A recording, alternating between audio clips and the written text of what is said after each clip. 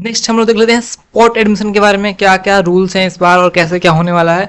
After the completion of regular CSAS 2022 rounds, if the seats remain vacant, University of Delhi में announce spot rounds of the admission.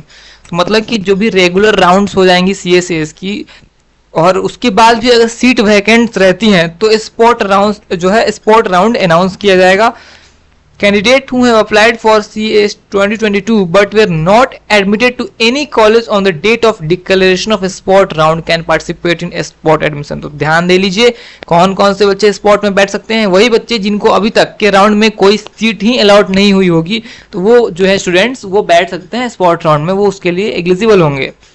On the announcement of a spot admission, the admission of already candidates will be locked। तो मतलब spot admission जैसे ही announce हो जाएगा तो जितने भी candidate ने एडमिशन ले चुका है उनकी जो लॉक की जाएगी, एडमिशन को लॉक कर दिया जाएगा। और मतलब ये कि वो अब अपग्रेड नहीं कर पाएंगे स्पॉट राउंड में, और ना ही वो अब विड्रॉ कर पाएंगे एडमिशंस, ठीक है। तो उनका बिल्कुल लॉक कर दिया जाएगा अब। To be considered in spot admission round, the candidate will have to opt for spot admission through his dashboard। तो जैसे ही स्पॉट एडमिशन जो अनाउंस हो जाएगा तो उसके बाद आपके पोर्टल पे स्पॉट राउंड का ऑप्शन दिखेगा और उसमें आपको ऑप्शन पे क्लिक करके उसमें ऑप्ट करना पड़ेगा, ठीक है। For every spot admission round the university will display the vacant seat of each programme. तो इसके एडमिशन स्पॉट एडमिशन में क्या होगा, जितने भी वैकेंट सीट्स होगी वो डिस्प्ले करेगा यूनिवर्सिटी, और जो भी कैंडिडेट्स जो होंगे उसमें अगर एडमिशन लेना चाहते हैं तो उसको वहाँ पे सेलेक्ट कर लेंगे वो। In spot admission allocation will be done on the basis of availability of seats. उसके बाद program specific merit, order of preference of college, category and जो भी है बाकी रूल्स, सब के अकॉर्डिंग रूल्स है वो सब सेम ही है और उसके अकॉर्डिंग होगा एडमिशन आपका। It will be mandatory for the candidate to take admission to a seat allotted in spot round. Failure to accept the allocated seat in spot round will forward the candidate's eligibility for admission to University of Delhi and she or he जो है will be out of the CSS। मतलब कि अगर आप spot round में आप बैठते हो और आपको उसमें एक सीट मिल जा रही है तो आपको वो सीट लेना ही लेना पड़ेगा। अगर आप उस सीट को नहीं लोगे तो फिर आपको बाहर कर दिया जाएगा उससे CSS से एंड आप एडमिशन नहीं ले पाओगे, ठीक है। There will be no option of upgrade and withdraw.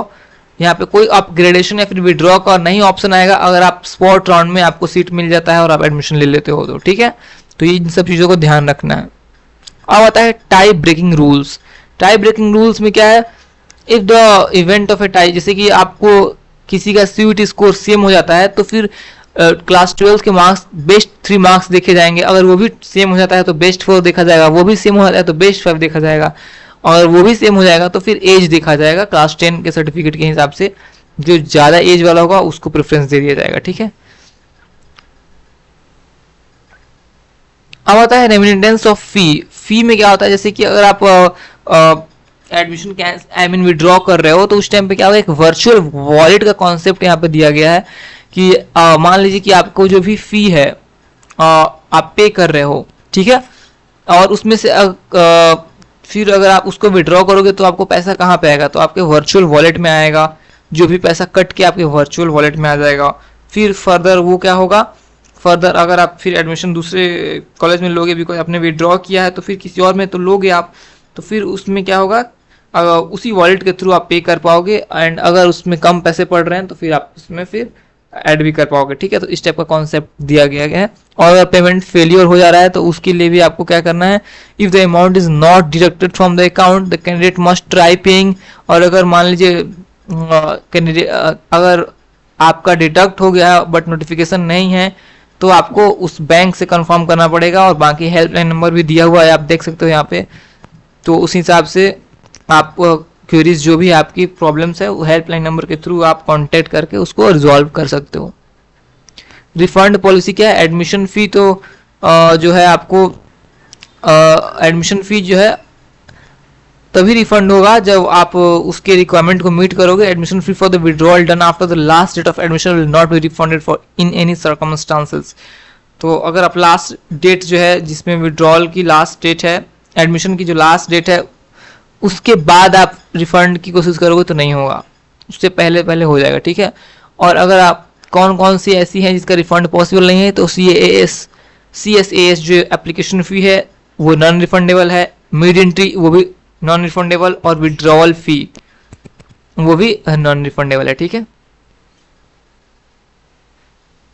आता है mandatory requirement for physical verification of documents.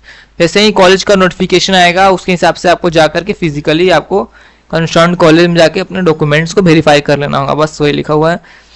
अब यहाँ पे change of class 12 passing status, बहुत सारे स्टूडेंट्स जो होते हैं वो कॉपी रीचेकिंग के लिए देते हैं, री एवेल्यूटिंग के लिए, मतलब जो दोबारा उनका चेकिंग होता है, या फिर कुछ लोग दोबारा एग्जाम वगैरह भी देते हैं, आई मीन उसी हिसाब से। तो उसमें क्या करना है कि आपको आपको जब भी आपका पोर्टल ओपन रहेगा तो उससे हिसाब से आप चेंज कर सकते हो। Due to revision of class 12 passing a candidate may become eligible because of not fulfilling the minimum criteria. अगर आपका उस टाइम पीरियड के बाद आप उसमें एडिट नहीं कर पाओगे एंड वहाँ पे अगर कुछ एडिट करते हो तो आप इनएलिजिबल हो जाओगे, इसलिए उसके लिए टाइम पीरियड जो है CS पोर्टल का दिया गया है, उसमें ही आपको जो भी चेंजेस करने हैं वो आप कर सकते हो।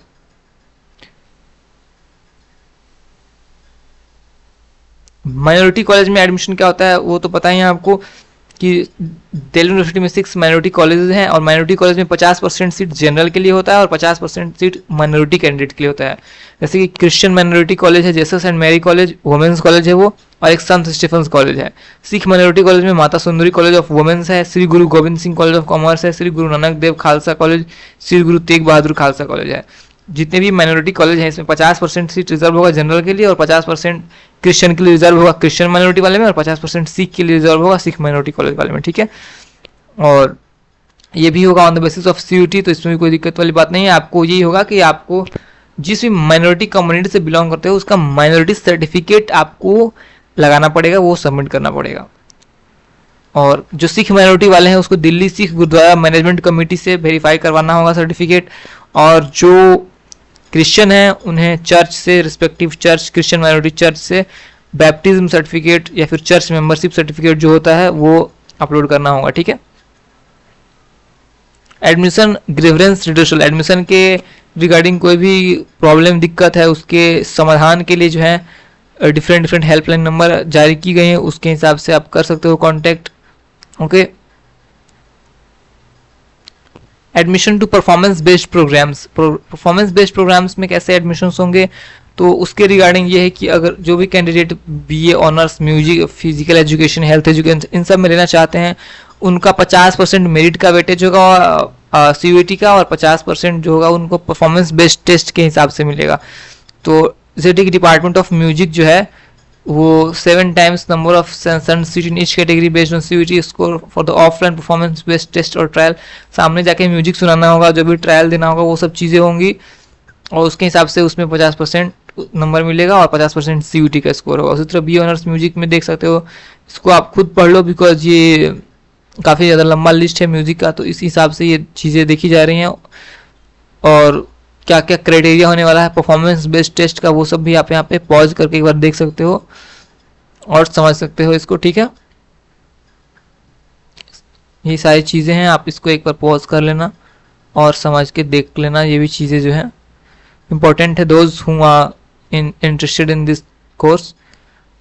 एक्स्ट्रा करिकुलर एक्टिविटीज़ वाले बच्चे भी इनको देख ले कैसे क्या कैटेगरी कौन कौन सी है। क्रिएटिव राइटिंग में भी हिंदी इंग्लिश है, डांस में बहुत सारे टाइप्स हैं, डिबेट में हिंदी इंग्लिश है, digital media, fine arts, music, बहुत सारी चीज़ें हैं जो आप अप्लाई कर सकते हो उसके लिए। एंड बाकी चीज़ें तो मैंने बता ही दी थी कि 5 बेस्ट सर्टिफिकेट्स लगाने होंगे जो भी हैं, और उसके हिसाब से बाकी चीज़ें भी आप इसको पढ़ सकते हो एक बार।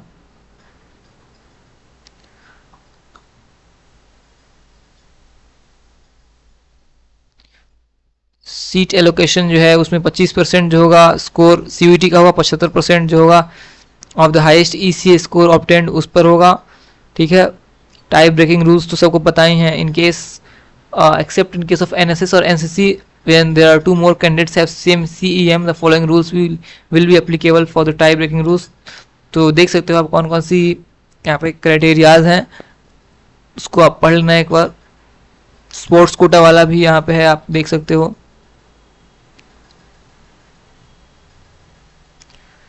एंड उसके बाद admission on other supplementary Kota's जैसे कि PWD candidate, video arm force, Kashmiri migrants, तो 5% कश्मीरी माइग्रेंट्स के लिए रिजर्व होती हैं सीटें, ठीक है। और university of Delhi ward quota, मतलब यूनिवर्सिटी ऑफ दिल्ली में जो जो एम्प्लॉय पढ़ रहे हैं उनका वार्ड कोटा भी लगता है, ठीक है। इस सब टाइप की चीज़ें होती हैं, तो वो भी देख लेने वाली चीज़ें हैं।